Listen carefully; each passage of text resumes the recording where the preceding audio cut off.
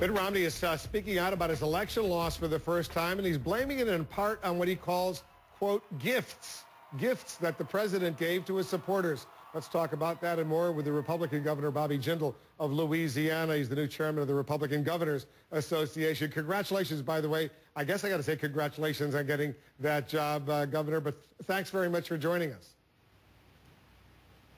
Thank you, Wolf. Great to be back on the air with you. All right, let me play a little clip of what he said to some of his big donors that's causing quite an uproar. Here's Mitt Romney. Listen to this. What the president's campaign did was focus on certain members of his base coalition, give them extraordinary financial gifts from the government, and then work very aggressively to turn them out to vote. Now, that's caused a lot of uproar, gifts that the president gave. I guess the implication is, was he bribing some of that coalition, minorities, Hispanics? Was he bribing young women with all sorts of, quote, gifts? What do you make of that? Well, if this is completely unhelpful, this is not where the Republican Party needs to go. Look, if you want voters to like you, the first thing you've got to do is to like them first. And it's certainly not helpful to tell voters that you think their votes were bought. That's certainly not a way to show them that you respect them, you like them. We need to stop talking down to voters. As a Republican Party, we need to fight for 100% of the electorate, not 53%, not 50%, but 100%. We've got to stop trying to divide people into different groups by race, by gender, by class. Instead, we've got to show them that our conservative principles will help them pursue the American dream, enter the middle class, do better. This is completely not helpful. This is not where the Republican Party needs to go. We need to stop being the dumb party. We need to offer smart, conservative, intelligent ideas and policies. That's how we win elections. We don't win elections by insulting voters. Again, if you want voters to like you, you've got to like them first.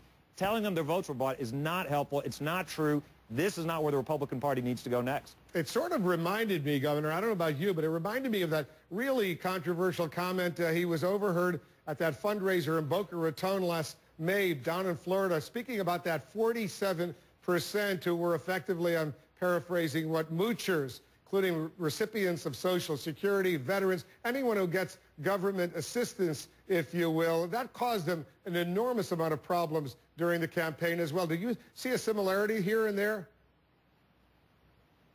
Absolutely. Look, as a party, as a country, we're an aspirational party. We're an aspirational country. We're a country that believes our best days are ahead of us. We're a country that believes everybody wants their children to do better than their parents have done. We all want to leave them more opportunities. What that means is we want our kids to get a great education, get great paying jobs. I truly believe people that are on food stamps, on government assistance, don't want to be there. They're there because they don't have the ability to go get better paying jobs. And it's our responsibility to adopt policies that grow the economy, that give them the education, that give them the opportunities to have a better quality of life. I don't think we advance this discussion or debate by insulting folks. Look, the Republicans, we need to stick to our principles, but we also need to treat other people with respect. Even those that we don't agree with, we need to show them that we respect them, we respect their beliefs, their principles. We can disagree without being disagreeable.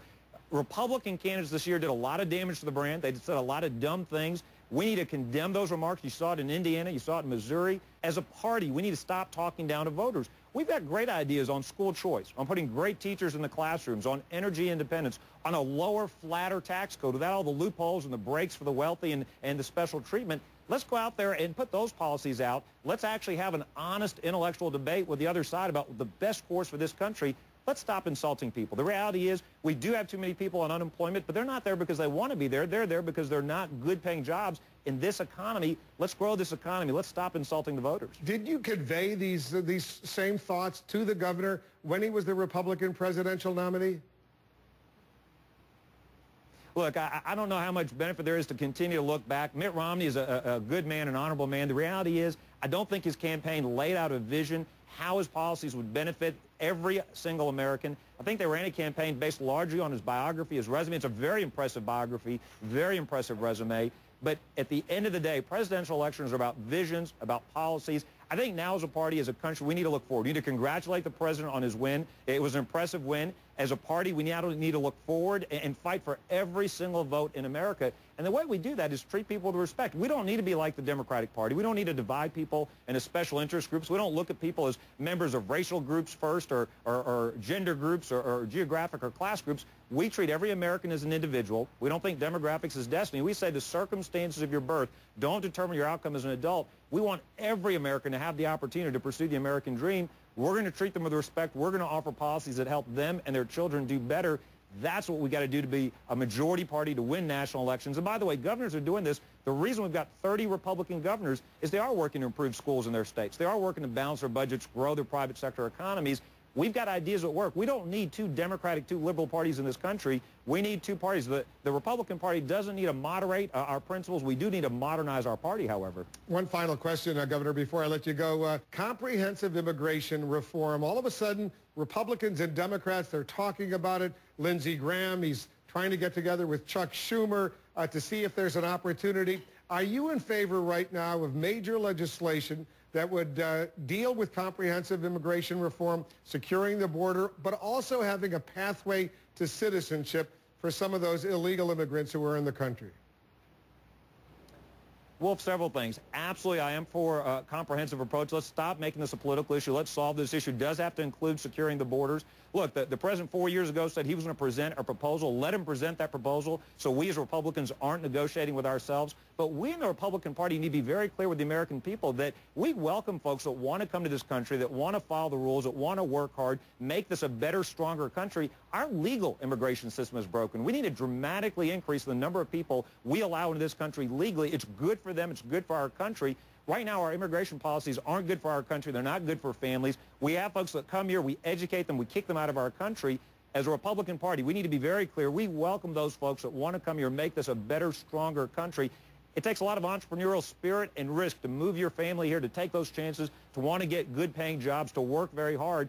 Those are the kinds of people that have made this a great country. Whether your family's been here 5 minutes or hundreds of years, that's not what makes you an American. And that's what's kept us apart from the rest of the world. It's unique. It's something that's exceptional about our country. So, yes, I think there's an opportunity for a comprehensive approach. I don't think we should be negotiating with ourselves. Let the president put his ideas on the table. It's got to include securing the borders first. It's got to include a substantial increase for legal immigrants, for legal immigration. Let's stop kicking people out that want to make this a better country. Governor Jindal, thanks very much for coming in. Good luck with the new assignment as leader of the National Republican Governors Association. We appreciate it very much. Thank you, Wolf. Bobby Jindal is the governor of Louisiana, very popular in his home state. A lot of